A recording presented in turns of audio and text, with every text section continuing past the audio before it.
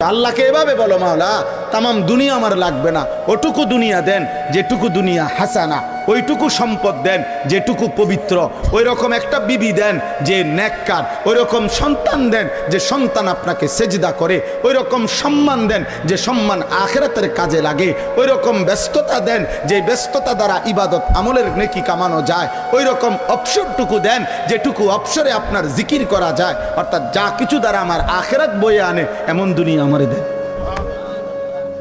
তামামটা লাগবে না মাওলা, পুরোটা দিয়ে কিনুন। ওয়াফিল আখিরাতি হাসানা, আখিরাতও যা উত্তম তাই দেন। তাহলে দুনিয়া বাদ দিতে বলছে না, আখিরাত ভুলতে নিষেধ করছে। আমরা তো এটাই বলতে চাই, দুনিয়া করো না ভাই, কোনো সমস্যা কি? আল্লাহকে ছেড়ে দিলা কেন?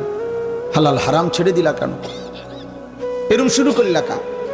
সুদও খাও, কিস্তিও নাও, মিথ্যাও বলো, ওজনও, কথায় কথায় হাসতে হাসতে মিথ্যা কথা বলো, হাসতে হাসতে ওজনে কমবে, হাসতে হাসতে সুদ খাইতেছে, সুদের লেনদেন করতে। আস্তাগফিরুল্লাহ। আরে বেটা, মনে যেন কামড়াইয়া দুনিয়াটা সিরালাইবে সবকিছু খাইয়া, এরপরে শেষ বয়সটা ভেজিটেবল খায়, আর সাড়ে দুটা রুটি খায়।